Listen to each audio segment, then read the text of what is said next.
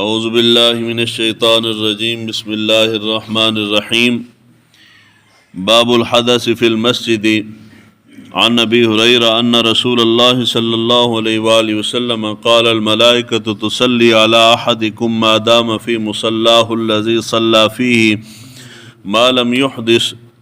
تقول اللہم اغفر لہ اللہم ارحمہ۔ امام بخاری نے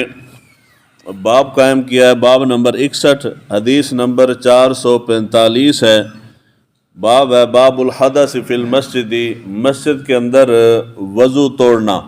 یعنی اس کا حکم بیان کیا جا رہا ہے۔ وضو بہت ساری چیزوں سے ٹوٹتا ہے، مگر یہاں پہ خصوصاً جس چیز کا ذکر کیا جا رہا ہے وہ ہے مسجد کے اندر ہوا خارج ہونے سے وضو توڑنا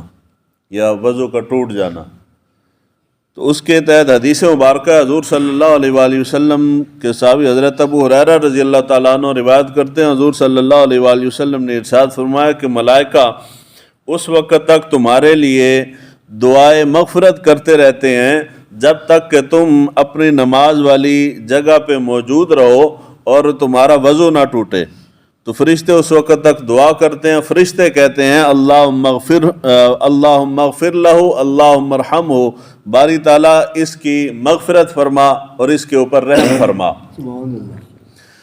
اس حدیث مبارکہ کے تحت مسئلہ یہ ہے کہ اگر مسجد کے اندر جان بوجھ کے ہوا خارج کرنا مسجد میں یہ گناہ ہے، اس سے بچنا چاہیے، ہوا خارج نہیں کرنی چاہیے، یہ ہے جان بوجھ کے۔ دوسرا ہے مسجد کے اندر جان بوجھ کے انسان نے ہوا خارج نہیں کی،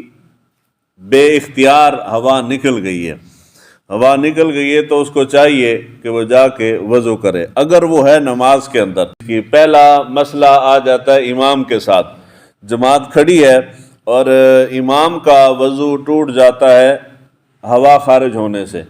تو شریعت کا حکم یہ ہے کہ امام مصلی سے پیچھے ہٹے گا اور جو پیچھے شخص کھڑا ہے اس کو آگے کر دے گا،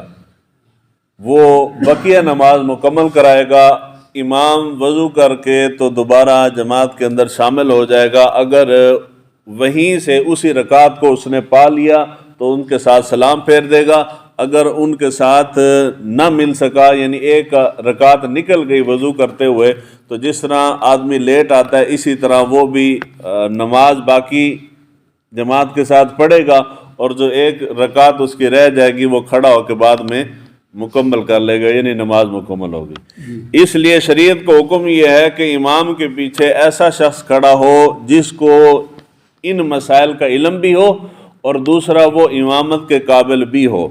یعنی ایسا بندہ اگر میرے پیچھے کھڑا ہے کہ جس کو اس مسئلے کا پتہ نہیں ہے اور وہ نماز بھی پڑھا نہیں سکتا، تو میرے ساتھ مسئلہ پیش آتا ہے تو میں پیچھے ہٹوں گا، اس کو کہوں کہ تو آگے جا، وہ تو پریشان ہو جائے گا کہ جی میں کہاں جاؤں،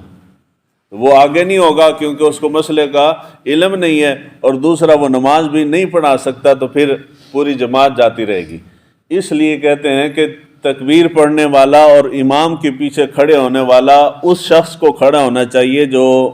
مسائل کا علم بھی رکھتا ہو اور وہ نماز بھی پڑھا سکتا ہو۔ جس طرح کہ ہمارے ساتھ ایک مرتبہ یہاں واقعہ پیش آیا تھا، وہ میرے کپڑوں کے اندر اور گرمیوں کے اندر بھیڑ گھس گیا تھا، تو اس نے کافی سارے ڈنگ مارے، جہاں تک میں برداشت کر سکتا تھا میں نے کیا، پھر جب بات ناقابل برداشت ہوئی تو میں پیچھے ہٹ گیا تھا۔ یہ بھائی ساجد تھے پیچھے، ان کو اب مسئلے کا پتہ ہے تبھی آگے ہوئے ہیں، اگر کوئی ایسا بندہ کھڑا ہوتا جس کو مسئلے کا نہیں پتہ تو اس نے تو آگے نہیں ہونا تھا، تو نماز ختم ہو جانی تھی، تو یہ آگے ہوئے ہیں، انہوں نے نماز مکمل کی ہے اور میں بھیڑ کو مار کے تو پھر جماعت میں بھی شامل ہو گیا تھا۔ یہ ہے اصل مسئلہ۔ تیسری صورت آ جاتی ہے انسان کو بیماری ہے ہوا خارج ہونے کی، اس کے پاس اتنا وقت بھی نہیں ہے۔ بیماری کے اندر بھی دو مسئلے ہیں۔ پہلا مسئلہ یہ ہے کہ اس کو بیماری ہے مگر اتنی شدید نہیں ہے، اس کو اتنا وقفہ مل جاتا ہے کہ وہ وضو کر کے نماز پڑھنے میں جتنا وقت صرف ہوتا ہے اتنا وقفہ اس کو ہوا خارج ہونے میں مل جاتا ہے۔ مثال ہے نماز پڑھنے میں تقریباً 10 منٹ لگ جاتے ہیں، عموماً 10 منٹ لگتے ہیں، اس کو 10 منٹ کا وقفہ مل جاتا ہے ہوا خارج ہونے میں، تو اس کے لیے حکم ہے کہ وضو کر کے جس وقت وقفہ ملے تو وہ اپنی نماز مکمل کرے گا۔ دوسری صورت یہ ہے کہ اگر اس کو اتنی شدید بیماری ہے کہ اس کو اتنا وقت بھی نہیں ملتا کہ وہ نماز پڑھ سکے اور ہوا خارج ہو جاتی ہے، تو اس کے لیے حکم یہ ہے کہ وہ ہر نماز کے وقت وضو کرے گا، اور ہوا خارج ہوتی ہے تو اس کا وضو برقرار رہے گا، وہ نماز پڑھے گا، نماز ہی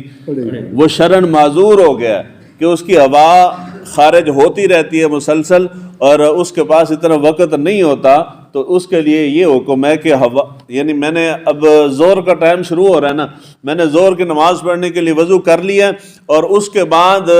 بے شک نماز پڑھنے سے پہلے 10 بار ہی ہوا خارج ہو جائے، میں وضو سے ہوں، میں اس وضو کے ساتھ نماز پڑھوں گا، اس کے بعد اطمینان کے ساتھ سنتے وغیرہ پڑھوں گا، اگر قرآن مجید کی تلاوت کرنی ہے تو وہ کروں گا۔ جب ظہر کی نماز کا ٹائم ختم ہوگا تو میرا وضو بھی ختم ہو جائے گا، عصر کی نماز میں نے پڑھنی ہے تو پھر میں دوبارہ تازہ وضو کروں گا، تو وہ جب عصر کا ٹائم ختم ہوگا تو وضو بھی ختم ہو جائے گا۔ یہ ہے اس شخص کے لیے کہ جو شرعی معذور ہو۔ شرعی معذور اس کو کہتے ہیں کہ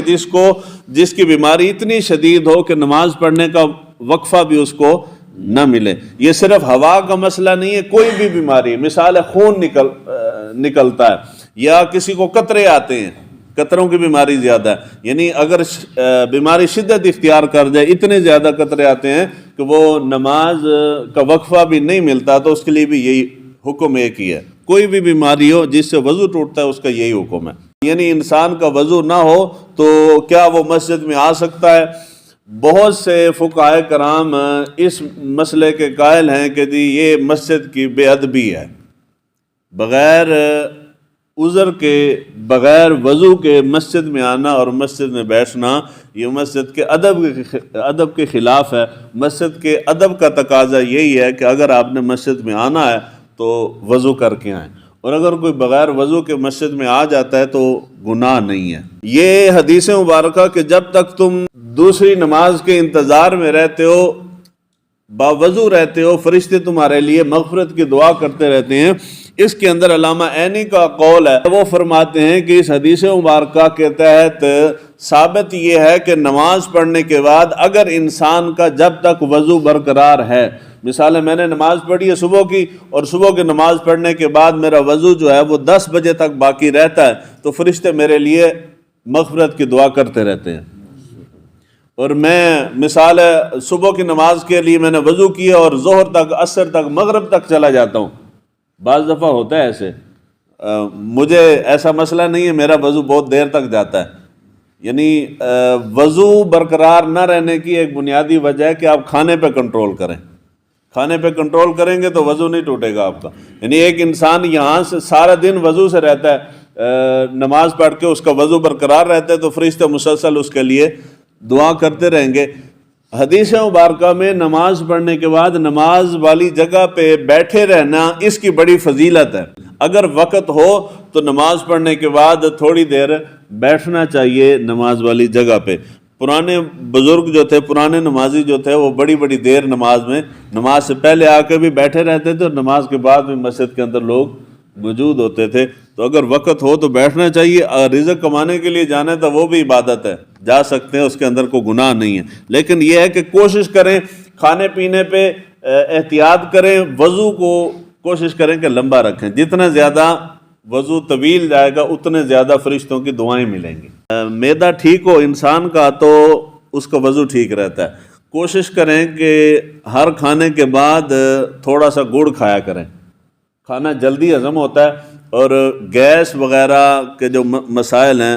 اس سے بھی انسان کی جان چھوٹ جاتی ہے۔ تیسرے نمبر پہ جتنی بھوک ہو اس سے کم کھائیں۔ 2 روٹیوں کی بھوک ہے تو 1 کھا لیں، 4 کی بھوک ہے تو 2 کھا لیں، یعنی پیٹ تھوڑا خالی رکھیں، اور آخر پہ پانی بالکل نہیں پینا۔ یہ تھوڑی سی احتیاط کریں گے تو جو ہے نا یہ گیس وغیرہ کی بیماری ختم ہو جائے گی اور وضو دیر تک چلے گا۔